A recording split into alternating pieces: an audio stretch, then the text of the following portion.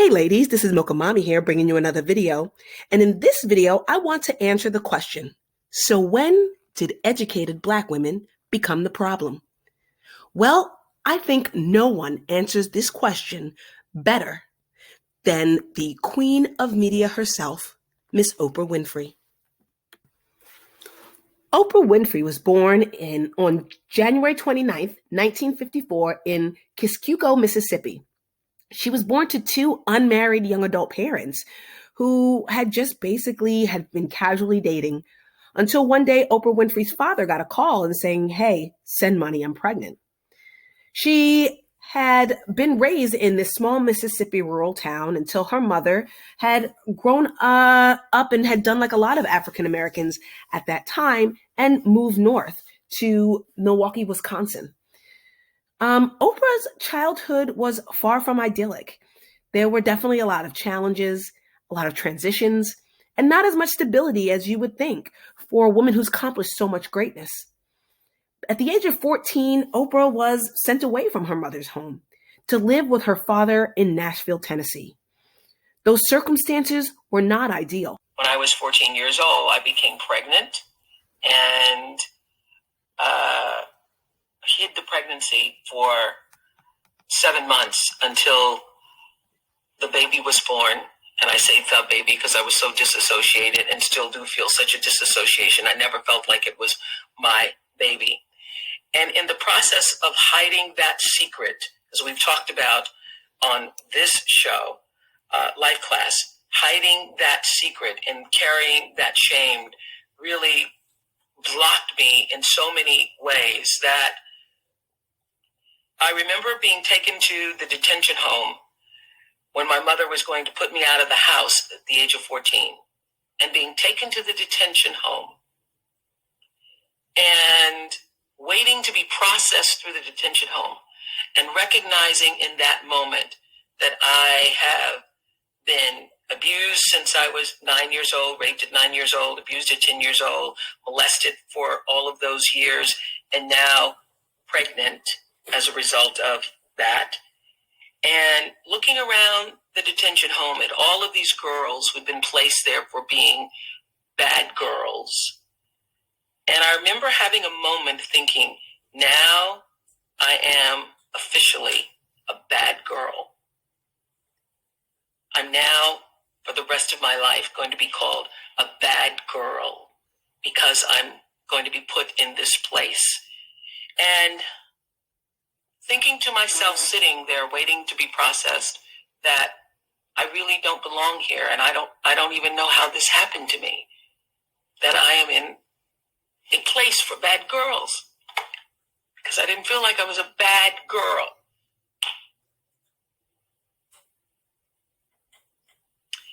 And as I sat there thinking, I don't belong in this place for bad girls, because I'm not a bad girl. A woman comes out and says to myself and to my mother, "I'm sorry, Miss Lee, but there's not enough room on our docket for your daughter. You'll have to come back in 2 weeks. There isn't enough room for her here." And my mother and I had to leave, and I was released to go to live with my father. And that was my saving grace. And so from that moment forward, I felt like I had been somehow saved, that somebody up there, out there, recognized that I wasn't a bad girl. And now here I was going to have another chance. And after I gave birth at 14 years old to a child that I never even knew how this even happened to me at the time, when that child died, my father said to me, "This is your second chance. This is your opportunity to seize this moment and make something of your life." And I took that chance and understood for myself, even though I didn't have the words to articulate it, that now I know better, so I can do better.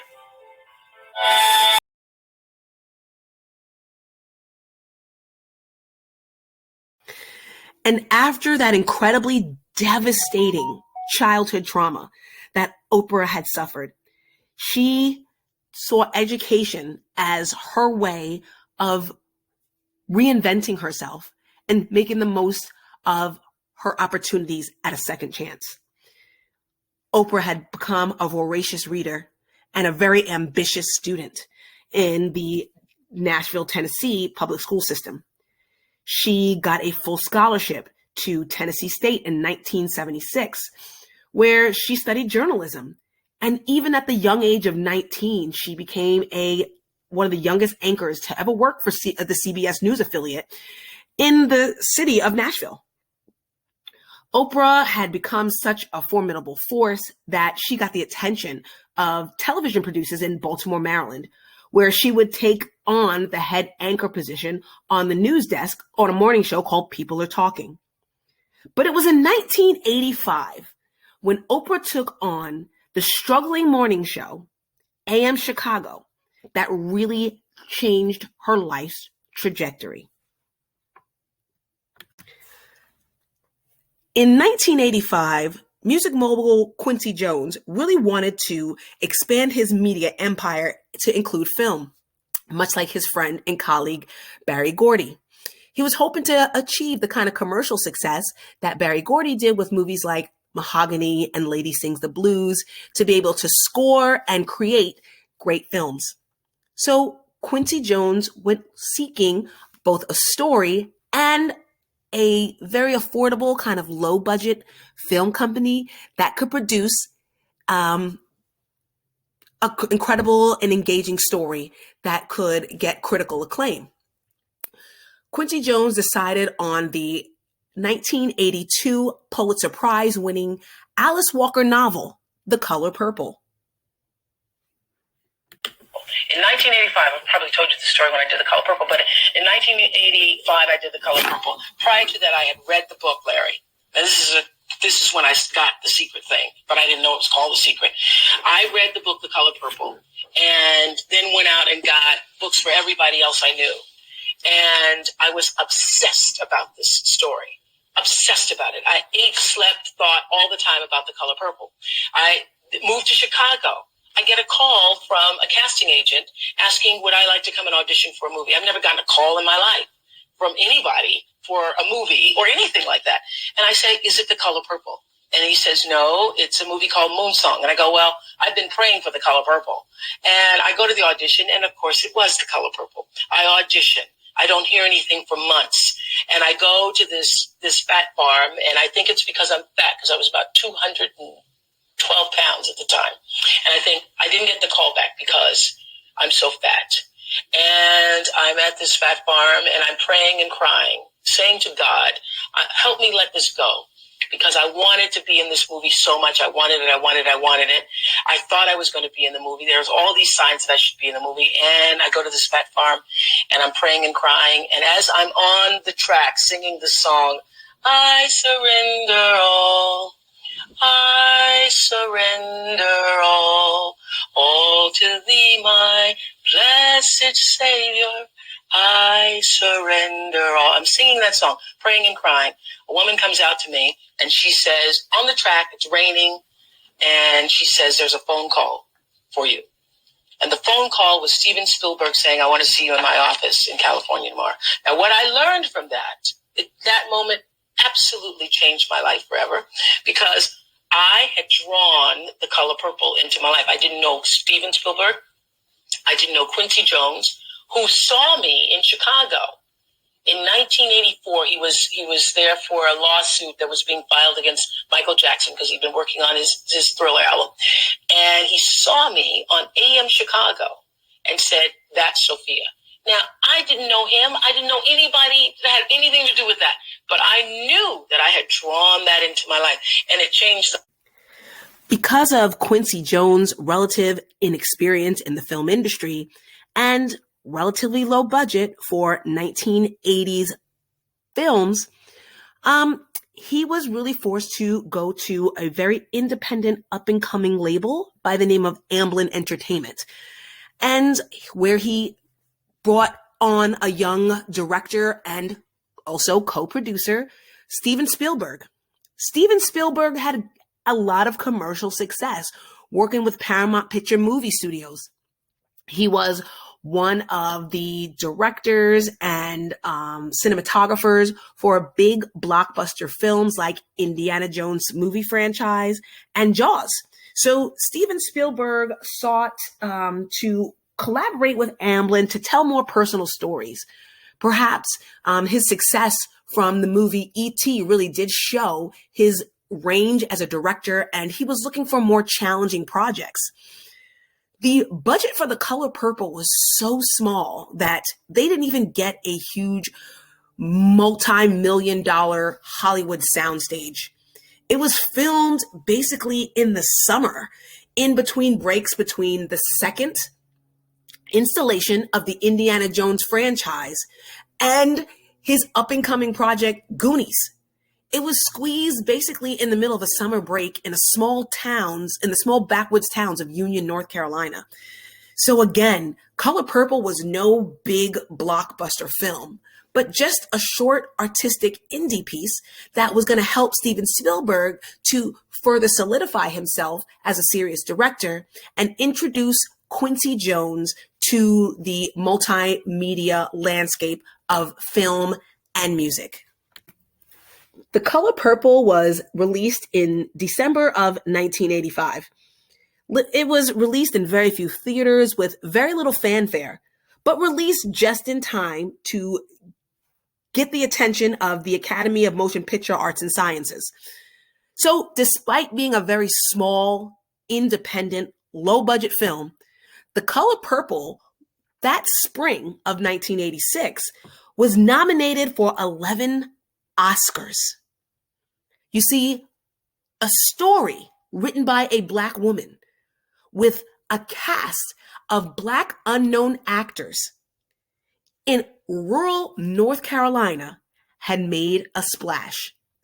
Because of all of the buzz that surrounded this independent film, the film was then re-released in 1987 so that people could see what all the buzz was about. We got a lot of shit from people. We got a lot of shit from a lot of folks at the NAACP. Yeah. How dare Steven Spielberg direct this movie? How dare Spike Lee? How he doesn't know? And how dare she write this book about black men? And who does she think she? I mean, it was like a whole thing. Nothing but black people in the movie. No, there's maybe 3 white people. But pretty much it's all black people in the movie, and people are bitching about how dare he. So what was it like for you? I was really pissed off. I thought, well, why didn't you make the movie? John, Spike, Luke, and Jesus, why didn't y'all make the movie? He wanted to make the movie. He made the movie. In 1986, following the success of The Color Purple, WLS-TV Chicago decided to take on a nationally syndicated daytime talk show in the Oprah Winfrey Show. The daytime talk show space had pretty much been dominated by talk show host Phil Donahue, whose show ran from 1967 to 1996. Now, Phil Donahue really did blow the lid off of the 1950s sensibilities of America. He really was the first one to discuss dysfunctional family dynamics, differing ideologies, and brought forth a lot more controversial topics and found mature ways to discuss it. Oprah Winfrey was really fascinated with Phil Donahue and really wanted to model her show after the model that he had created. But during the late 80s and early 90s, tabloid TV really did dominate. Shows like Geraldo Rivera, and 1993, Ricky Lake, in 1991, Jenny Jones and Maury Povich. Jerry Springer also came around in 1991. We have to remember that when Oprah decided to elevate the idea of the talk show, it did spur copycats like Montel Williams in 1991 and Rolanda Watts in 1994. The mudslinging that was so common in daytime TV really was something that Oprah didn't want to take a part of. So in 1986, Oprah drafted what would be the start and the brainchild to be Harpo Studios. This way, she was going to be able to elevate the idea of daytime talk show and then just television in general. It wasn't until 1988 that she had that opportunity to take over the production of the Oprah Winfrey Show and then pitch it to WLS-TV Chicago. So since Oprah has been at the helm of her own network, and her own narrative, she really has decided to just want to elevate a lot of the conversations that were happening around daytime TV. Oprah has honored many of our living legends with her Legends Ball. She has also put a lot of Black writers and authors and thought leaders on the map with her Super Soul Sunday series and her book clubs. So why is Oprah such a problem with the collective of Black men? Well, the problem is that Oprah has created her own narrative. In 2011, Oprah Winfrey had paid for an entire graduating class to attend Morehouse College, including tuition, fees, books, housing, and meal plans. Not to mention the fact that with her gift of $25 million, she is still the largest donor, giving Morehouse College its biggest endowment. We have to remember that Oprah may not be perfect, but no one has ever said that she has not been generous. Even her own network is the largest employer of Black male actors, directors, producers in scripted series more than any other network, including CBS and NBC combined. So what exactly is the problem with Oprah, along with so many other educated Black women? It's the fact that she writes her own story and determines her own narrative.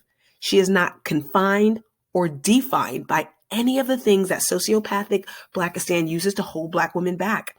She has come to terms with her past and been completely open about it. You can't single shame her because she has a romantic relationship on her own terms. Also, she can't be canceled. She's gone into a realm and transcended any of the things that we use to hold Black women back. If you think about it, if all of the collective of Black men decided to disenroll from Weight Watchers or not subscribe to O Magazine or not watch any of her shows, she'd still be standing. They're not her audience. They're not her benefactors. And they certainly cannot touch her. What Oprah shows us as educated Black women, that no matter how much you contribute, there will always be complaints. And that the biggest problem that they have with us as educated Black women is the fact that we can transcend barriers that they want to put up and use to hold us back. They can't confine and define us by any means when we transcend to achieve the goals that we set out for ourselves.